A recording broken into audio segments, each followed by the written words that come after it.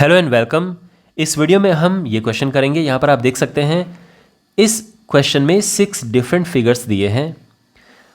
हर एक फिगर में अगर आप देखें तो मैग्नेटिक फील्ड की डायरेक्शन सेम है, जेड एक्सिस की तरफ है। एक करंट लूप है जिसको डिफरेंट पोजीशंस में प्लेस किया गया है और हमें फाइंड करना है टॉर्क इन करंट लूप्स में कितना टॉर्क है। फिर हर एक केस में हमें फोर्स फाइंड करना है और किस सिचुएशन में हमारे पास स्टेबल इक्विलिब्रियम है।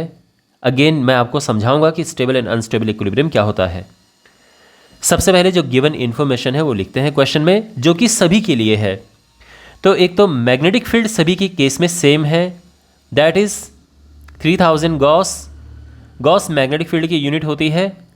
एक गॉस होता है 10⁻⁻⁴ टेस्ला।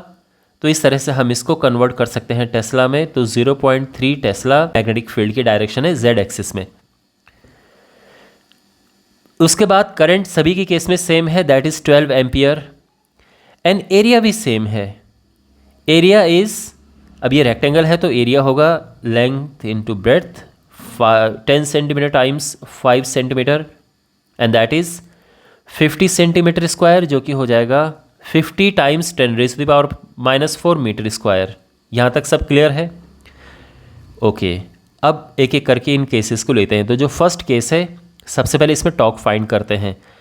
टॉर्क एक वेक्टर क्वांटिटी है और इसका सीधा फॉर्मूला होता है I यानी current into A cross B। A cross B दोनों वेक्टर्स है। A is area vector and B is magnetic field. तो मैग्नेटिक फील्ड तो हमें क्लियरली पता है कि ये है 0.3। और देखो मैग्नेटिक फील्ड की डायरेक्शन हमें क्लियर पता है कि ये जेड एक्सिस में है। आप जानते हैं कि x y z x axis में यूनिट वेक्टर आई होता है, वाई एक्सिस में यूनिट वेक्टर जे होता है एंड जेड एक्सिस में यूनिट वेक्टर के होता है। तो इस वजह से हम यहाँ पर ये लिख सकते हैं मैग्नेटिक फील्ड। लेकिन एरिया वेक्टर क्या है, इस पे थोड़ा सा हम ध्यान देंगे, समझेंगे कि एरिया वेक्टर की डायरेक्शन क्या होती है। देखो एरिया तो हमें पता है, इसका मैग्नीट्यूड ये है हर एक केस में, क्योंकि ये जो लूप्स हैं सेम है, ये आइडेंटिकल साइज में एक जैसे हैं।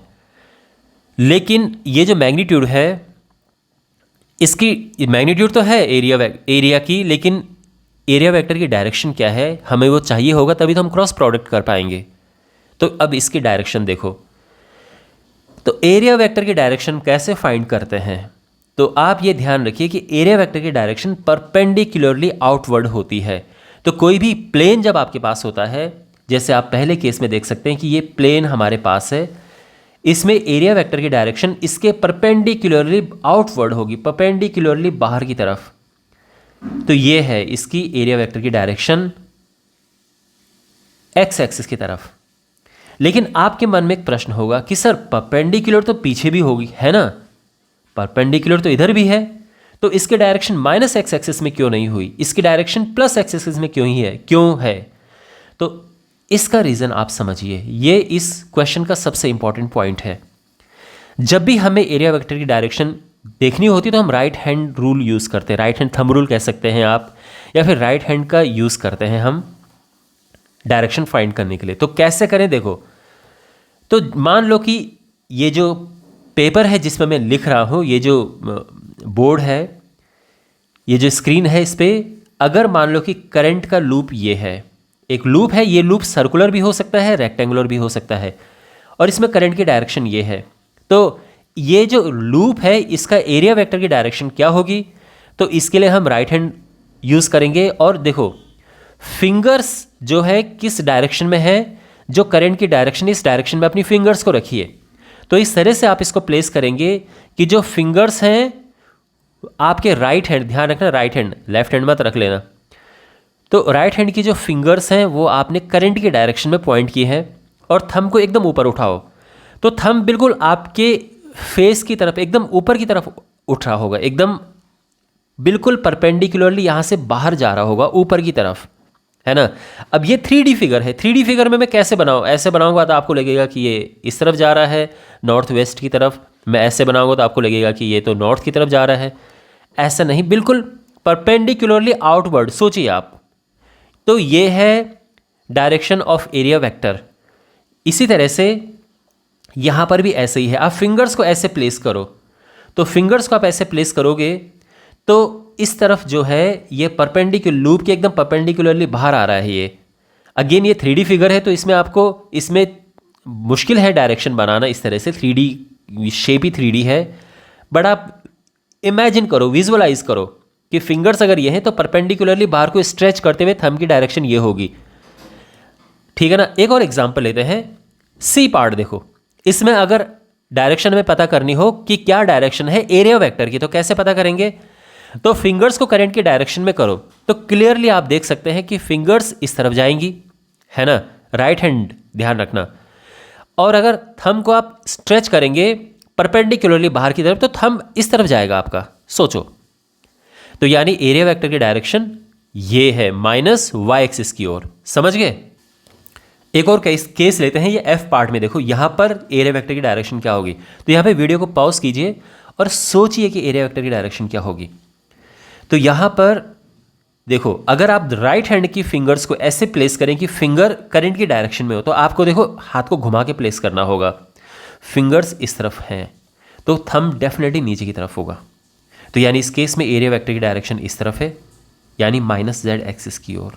अब आप समझ गए कि एरिया वेक्टर की डायरेक्शन हम कैसे फाइंड करते हैं। तो again coming back to this particular question, this particular part A में, तो एरिया वेक्टर की डायरेक्शन जो है वो एक्स एक्सिस की तरफ है, यानी हम यहाँ पर लिखेंगे आई। Is it clear? और अब हम टॉक फाइंड करेंगे। सो टॉक इज, वैल्यूज़ को पुट कीजिए इसमें, तो current is 12 ampere, area is 50 times 10⁻⁻⁴ I. Cross, ये क्रॉस प्रोडक्ट है, ये केवल मल्टीप्लाई का साइन नहीं है। 0.3 ये, ठीक है ना, इसका यूनिट हम बाद में लिख देंगे इस तरह से। और हम इन्हें करते हैं मल्टीप्लाई, तो ये हो जाएगा 12×5 = 60, 600 इंटू 3 होता है, 0.3 होता है 180। तो 180 टाइम्स 10⁻⁻⁴। और यहाँ पर ध्यान रखना ये आई है और ये के है, आई क्रॉस के क्या होगा? तो यहाँ पे आप ढंग से समझिए, ये है आई, ये है जे और ये है के, आई जे के। तो जब हम, अब तो ये ध्यान रखो इस तरह से, आई का जब जे से क्रॉस प्रोडक्ट करते हैं तो के आता है, जे का के से क्रॉस प्रोडक्ट करते हैं आई आता है, और के का आई से क्रॉस प्रोडक्ट करते हैं जे आता है। लेकिन जहाँ पे आप उल्टा चलना शुरू होते हैं तो माइनस का साइन लग जाता है, यानी के का अगर मैं आई के साथ क्रॉस प्रोडक्ट करूँ तो ये तो जे आएगा क्योंकि मैं एकदम सीधा चल रहा हूँ। लेकिन अगर मैंने डायरेक्शन उल्टी कर दी, ऑपोजिट, यहाँ पे देखो ना, आप आई से अब के की तरफ जा रहे हो तो ये अब माइनस जे आएगा। इसी वजह से यहाँ पर जो होगा माइनस जे आएगा, तो जे यहाँ पर लिख देते हैं और माइनस साइन शुरू में लगा देंगे हम। और ये जो यूनिट इसका है that is newton metre torque की यूनिट होती है, ठीक है। और ये हो जाएगा -1.8 इंटू 10⁻⁻² जे न्यूटन मीटर, ये हमारा फाइनल आंसर है। तो ये टॉक हमें मिल चुका है। ध्यान रखना ये प्रॉपर वेक्टर हमें मिला है, यानी हमारे पास मैग्नीट्यूड भी है और इसकी डायरेक्शन भी है। ओके, अब फोर्स क्या होगा? तो देखिए आप, फोर्स यहाँ पर 0 होगा। जब भी किसी क्लोज्ड करंट लूप को किसी यूनिफॉर्म मैग्नेटिक फील्ड में रखते हैं तो उस पर नेट फोर्स उस लूप पे 0 होता है, ये ध्यान रखना। अब ये क्यों होता है थोड़ा सा मैं आपको समझा देता हूँ। मान लीजिए कि एक लूप है और ये हॉरिजॉन्टल प्लेन में रखा हुआ है इस तरह से, ठीक है। मैं 3D फिगर बनाने की कोशिश कर रहा हूँ। ये करंट इस तरह से इसमें फ्लो हो रहा है, ABCD कोई लूप है। मैग्नेटिक फील्ड इसमें इस डायरेक्शन में है, अपवर्ड डायरेक्शन में। तो अब फ्लेमिंग का लेफ्ट हैंड रूल यूज़ कीजिए यहाँ पे फोर्स फाइंड करने के लिए। अब सबसे पहले AB की बात करते हैं। ये करंट है, ध्यान रखना, ठीक है, जो ये यहाँ पर करंट लूप है। तो फ्लेमिंग का लेफ्ट हैंड रूल, सोचिए आप फ्लेमिंग के लेफ्ट हैंड रूल के हिसाब से कि यहाँ पे अगर हमें फोर्स फाइंड करना तो क्या होगा? तो ये ऊपर की तरफ है, करंट यहाँ पर इस तरफ है, तो फोर्स इस तरफ होगा, परपेंडिकुलरली इस तरफ आएगा, है ना। ये कैसे हुआ है, अगेन फ्लेमिंग का लेफ्ट हैंड रूल अगर आपको पता है तो आपको अभी तक पता चल चुका होगा। और अगर डीसी की बात करें तो इसमें बिल्कुल इस तरफ होगा। इसी वजह से ये दोनों फोर्स एक दूसरे को कैंसिल आउट कर देते हैं। अगर हम बात करें एडी की, तो एडी में अगर हम बात करें तो यहाँ पर करंट इधर है, तो आप सोचिए, तो करंट यहाँ पर इधर है और ये इस तरफ है, तो यहाँ पे जो फोर्स है वो इस तरफ होगा और यहाँ पर फोर्स इस तरफ होगा। तो आप अगर टोटल फोर्स, अब ये वाला फोर्स इसको कैंसिल कर देगा और AB का फोर्स CD के फोर्स को कैंसिल करेगा और इस तरह से नेट फोर्स ज़ीरो हो जाएगा। और ये हर एक केस में आप चाहे मैग्नेटिक फील्ड की डायरेक्शन को ये ऐसा कर दीजिए तो भी नेट फोर्स ज़ीरो होगा किसी भी डायरेक्शन में। तो ध्यान रखना, जब भी यूनिफॉर्म मैग्नेटिक फील्ड में आप किसी क्लोज्ड करंट लूप को रखते हैं तो उस पर नेट फोर्स ज़ीरो होता है। तो अब आप ये कहेंगे कि ऐसा तो हर एक केस में है, हर एक केस में यूनिफॉर्म मैग्नेटिक फील्ड है और हर एक केस में क्लोज्ड लूप को उस फील्ड में रखा है। तो यस माय डियर, हर एक केस में फोर्स 0 न्यूटन होगा, 0 होगा। Okay, alright. और अब जो तीसरा पार्ट इसका है, वैसे यहाँ पे इक्विलिब्रियम नहीं है। इसका रीज़न है कि यहाँ पे टॉर्क 0 नहीं है। जब टॉर्क 0 होगा तो उसमें इक्विलिब्रियम आएगा, भले स्टेबल हो या अनस्टेबल हो, दोनों टाइप के इक्विलिब्रियम तब आएंगे जब टॉर्क 0 होगा। तो वैसे यहाँ पे लिखने की कोई ज़रूरत नहीं है क्योंकि उन्होंने कहा है कि जिस केस में हो उस केस में हमें बताना है। फिर भी मैं यहाँ पर समझा देता हूँ कि since torque is not 0 therefore there is no equilibrium।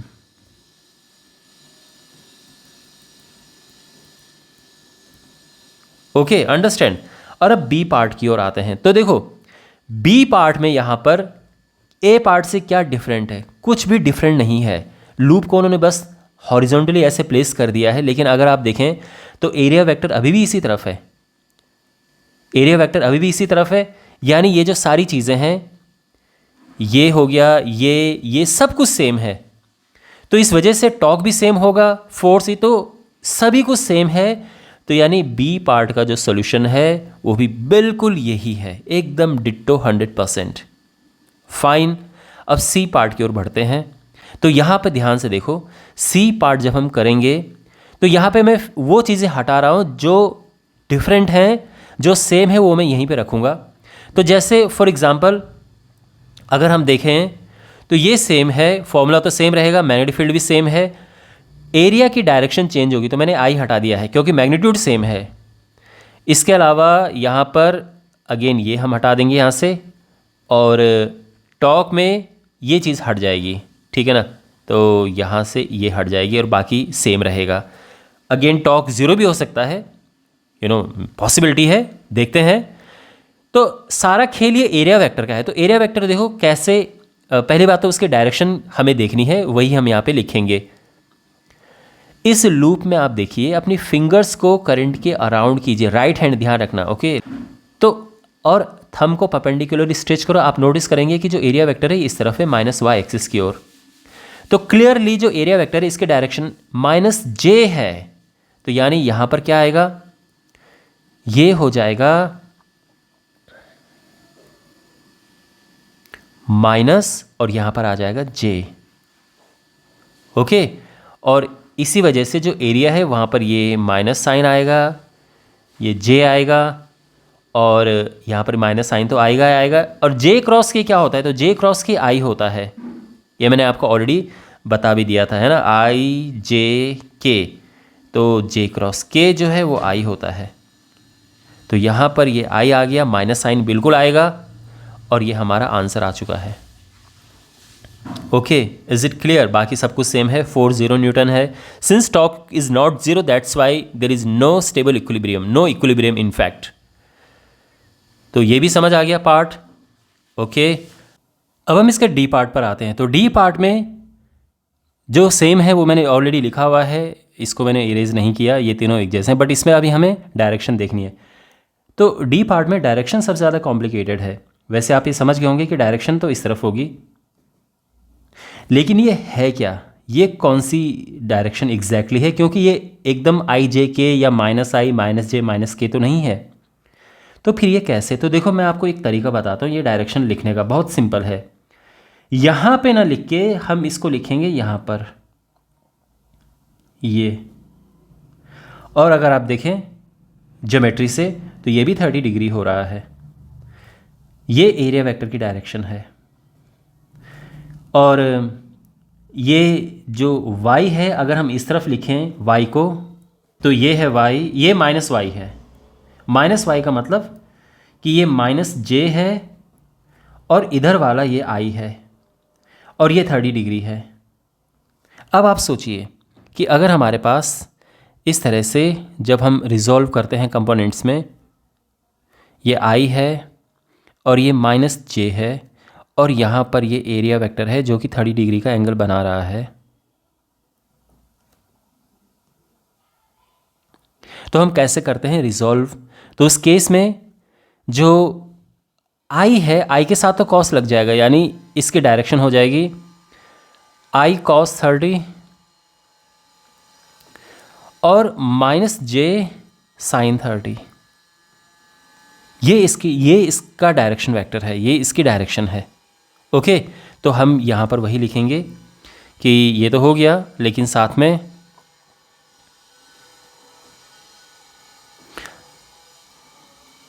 i cos 30 माइनस j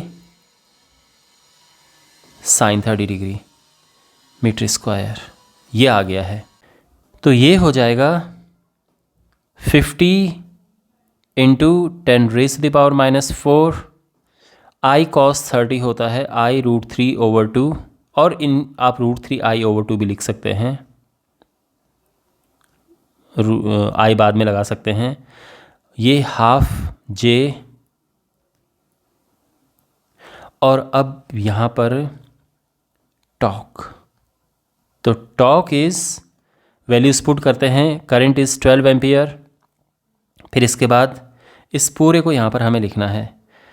तो अगर हम ये 50 कॉमन ले लें, 50 ये अलग से ले लें, आई मीन टू से जैसा ये है वैसा ही हम लिख रहे हैं, वैसे इसको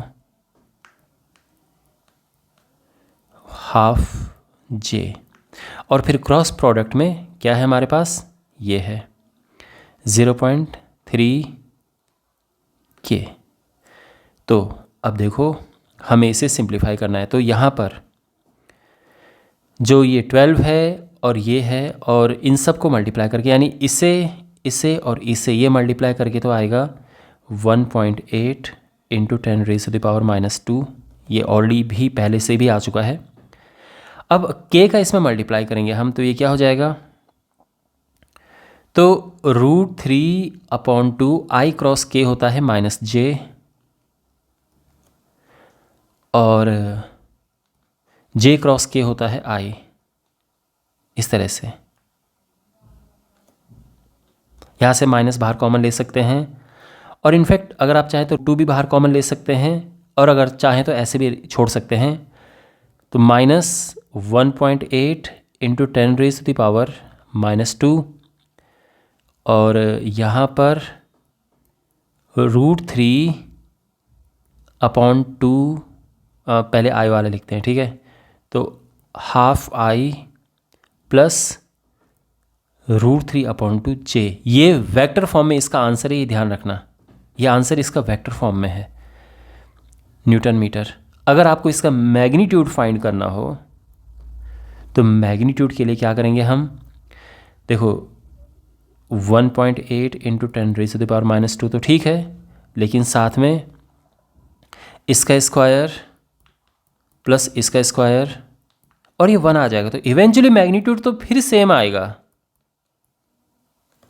मैग्नीट्यूड फिर सेम आएगा। और इसका रीज़न ये भी है क्योंकि जो b और a है, a और b के बीच में अभी भी एंगल, ये दोनों अभी भी एक दूसरे के परपेंडिकुलर हैं। यानी यहाँ पर अगर आप देखें तो b और a एक दूसरे के परपेंडिकुलर हैं, यहाँ पर देखें तो b और a परपेंडिकुलर, यहाँ पे भी परपेंडिकुलर हैं, अगर आप देखें b और a, और यहाँ पर भी परपेंडिकुलर है। इसलिए अभी तक हर एक केस में आंसर सेम ही आया है। अगर आप नोटिस करें ABCD चारों केसेस में आंसर सेम मीन्स मैग्नीट्यूड हर एक केस में सेम है। हाँ, डायरेक्शंस डिफरेंट आ रही हैं बट मैग्नीट्यूड सेम आ रहा है। अगर हमारे पास सिंपली है 1.8 इंटू 10⁻⁻² i फॉर एग्जाम्पल, तो इसका मैग्नीट्यूड निकालना बड़ा आसान है क्योंकि इसमें केवल आई है, तो इसका यही मैग्नीट्यूड हो गया है। लेकिन जब यहाँ पर हमारे पास इस फॉर्म में हो तो ऐसे मैग्नीट्यूड हम फाइंड करते हैं। तो ये है, ये answer with proper vector form में है और ये आंसर, ये इसका मैग्नीट्यूड है। Force again 0 and there is no equilibrium. Okay fine. अब ई पार्ट की ओर बढ़ते हैं।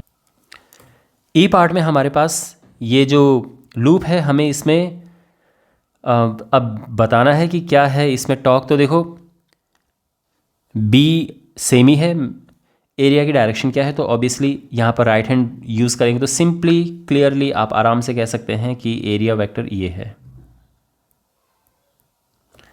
तो एरिया वेक्टर जो है ये z एक्सिस की तरफ है, यानी k आएगा इसमें, तो ये हो गया k। अब जब हम टॉर्क निकालेंगे तो देखो i तो 12 है ना, यही फॉर्मूला यूज़ कर रहे हैं हम। ये है 50 times 10⁻⁻⁴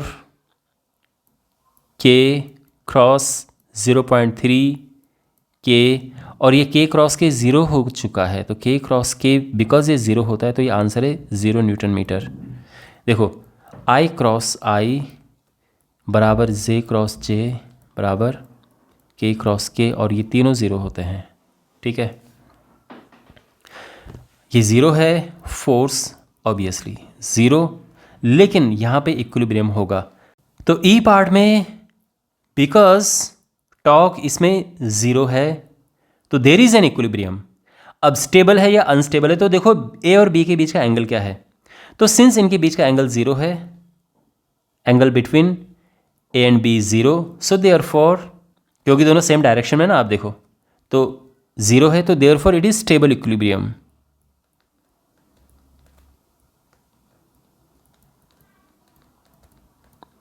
stable equilibrium and unstable equilibrium के बारे में थोड़ा सा मैं आपको बता देता हूं। तो देखो एक थोड़ा डिफरेंट कॉन्टेक्स्ट में मैं आपको स्टेबल एंड अनस्टेबल इक्विलिब्रियम समझाने का प्रयास करता हूं, लेकिन ये बात हर जगह एप्लीकेबल होती है। फॉर एग्जाम्पल एक इलेक्ट्रिक फील्ड है, ये यूनिफॉर्म इलेक्ट्रिक फील्ड है, और यहाँ पर एक डायपोल है, इलेक्ट्रिक डायपोल, ये माइनस और ये प्लस, ये इस समय स्टेबल इक्विलिब्रियम में है। इसका रीज़न क्या है, जो प्लस चार्ज होता है वो इलेक्ट्रिक फील्ड की तरफ जाने की कोशिश करता है, यानी प्लस चार्ज में इलेक्ट्रिक फील्ड की डायरेक्शन में फोर्स लगता है, ये इलेक्ट्रिक फील्ड की डायरेक्शन है, ये प्लस है और ये माइनस चार्ज है, तो इसमें फोर्स इस तरफ लगता है, और जो नेगेटिव चार्ज है उसमें फोर्स ऑपोजिट डायरेक्शन में लगता है इलेक्ट्रिक फील्ड के, तो इसमें फोर्स इस तरफ है। और अगर आप इसको डिस्टर्ब करते हो, आपने मान लो कि डिस्टर्ब किया और ये ऐसा हो गया, तो फिर से ये इधर जाने की ही कोशिश करेगा, क्योंकि ये इलेक्ट्रिक फील्ड की डायरेक्शन में जाने की कोशिश करेगा, और ये भी इधर ही जाने की कोशिश करेगा, इवेंचुअली घूम के यहीं पे आ जाएगा अपनी ओरिजिनल पोजीशन में। लेकिन अगर हम यहां पर डायपोल को इस तरह से रखें, यानी ये प्लस और ये माइनस है, तो जो प्लस है ये जाने की कोशिश करेगा इस डायरेक्शन में, और ये माइनस जाने की कोशिश करेगा इस डायरेक्शन में।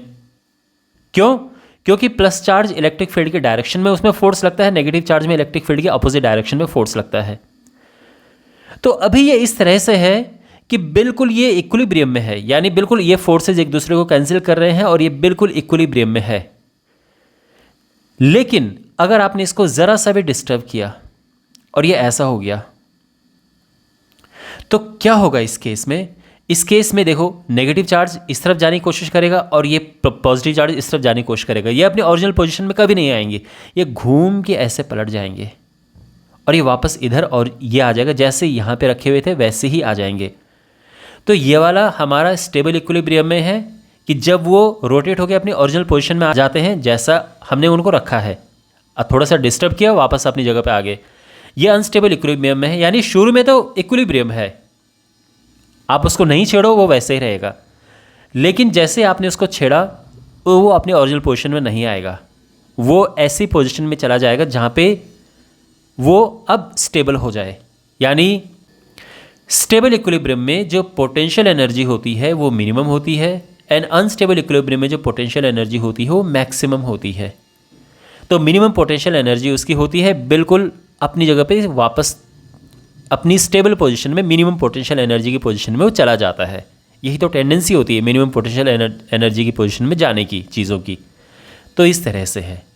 तो आई होप ये कॉन्सेप्ट आपको स्टेबल एंड अनस्टेबल इक्विलिब्रियम का समझ आ गया होगा। ऑब्वियसली अब आप कह सकते हो कि सर आपने ये इलेक्ट्रिक डायपोल क्यों लिया, ये तो हमारे पास करंट लूप है। तो देखो ये कॉन्सेप्ट है और ये कॉन्सेप्ट हर जगह काम आता है, हर जगह ये कॉन्सेप्ट एप्लीकेबल है। अगर मैं बात करूँ एक करंट लूप की, तो एक किस्म से जो करंट लूप होता है वो भी एक मैग्नेटिक डायपोल होता है, आपने सुना होगा। एक करंट लूप जो है ये भी मैग्नेटिक डायपोल का काम करता है। एक तरफ इसके नॉर्थ पोल है, दूसरी तरफ इसके साउथ पोल है। तो इसमें भी सेम हम अप्लाई कर सकते हैं, यानी इसमें स्टेबल एंड अनस्टेबल इक्विलिब्रियम होता है। तो मैं उम्मीद करता हूँ कि आपको ये स्टेबल एंड अनस्टेबल इक्विलिब्रियम का कॉन्सेप्ट अच्छे से समझ आ गया होगा। तो जब थीटा 0 डिग्री होता है तो इसकी पोटेंशियल एनर्जी मिनिमम होती है और इस वजह से ये स्टेबल इक्विलिब्रियम है।